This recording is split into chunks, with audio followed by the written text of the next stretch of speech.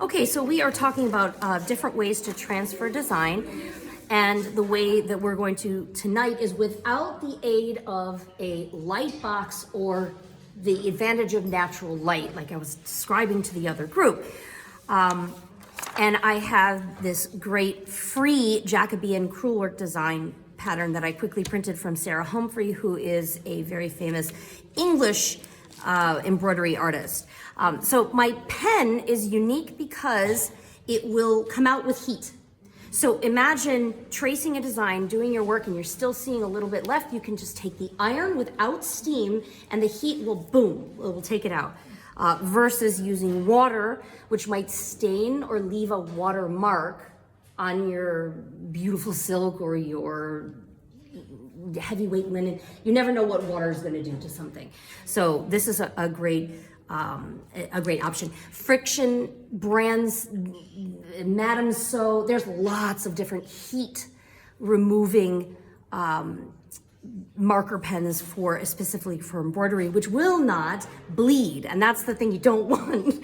But before you get to that part, I have my stylus, and I have wax-free tracing paper, which is excellent to at least lay it down first before you make the commitment on the pen and get too much on your canvas. So this is just a plain, nice, even weave linen. I've chosen blue, although there are several colors of wax-free tracing paper.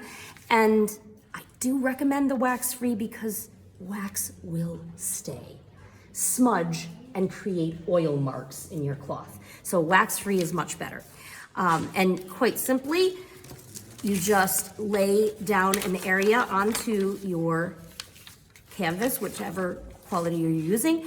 And you can be careful if you're going to weight it down with small weights or even your hand, that you don't rest too much onto the tracing paper itself, but to concentrate on using your stylus over your design area, right? And I love this because it's a ball stylus, so it won't catch and it won't poke through as much.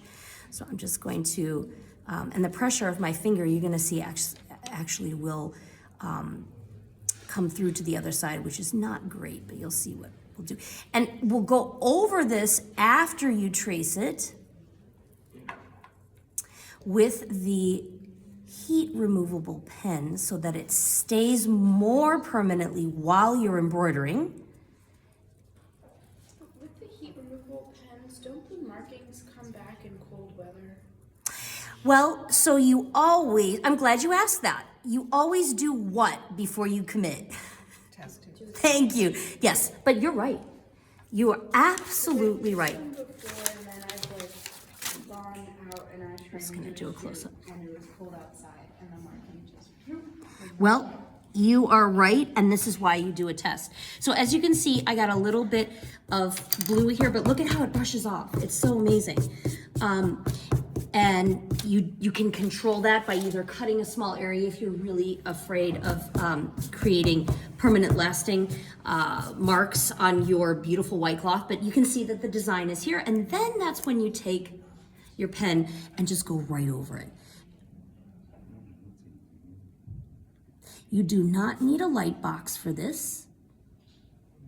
You can tape it down and make it more secure onto a surface like cardboard or something where masking tape that won't hurt your fabric can hold it down. I'm just using regular pressure to do this as a quick demonstration. And then you've got your embroidery design ready to go. Are you gonna make a list of things, and email it to us for next week, or of the supplies, like the tracing paper? Oh, this is a demonstration that you could use for almost every technique. This is just a part of the course. These supplies are already on your syllabus. I'm just doing an actual demo so that when you are creating a design, say in Illustrator, or you have found a printout online that really inspires you, you've traced something, so on and so forth, and you're ready to go and have a question about how do I get this design onto my canvas, I want to make sure that you are equipped with the understanding. So there you can see that this is ready to go to be embroidered. It does not bleed because the embroidery marking pens, especially the heat removal kind, are formulated so that they don't grab into the fibers and spread everywhere. So definitely most pens that are for artistic inking purposes will bleed, and of course they won't come out.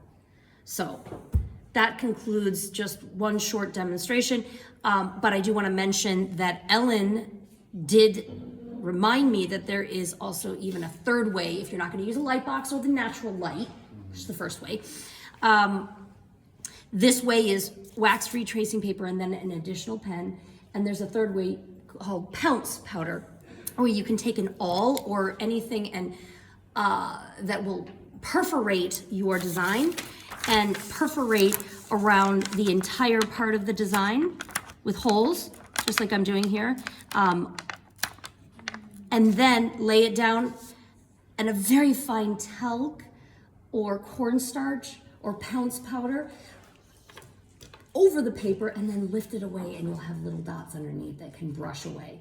So that's the other way you can do it, but that's a little messier. I would say this is a more contained universal way, and most people feel comfortable with using wax-free tracing paper, a stylus that has a nice ballpoint, and you guys can all look at it. There are two sizes, one really tiny ball at the end of this end, and one kind of medium, and of course they even get thicker than this. I have a whole set of these. And then the friction heat pens. Any questions? Okay, awesome. Stop this. And you just want us to do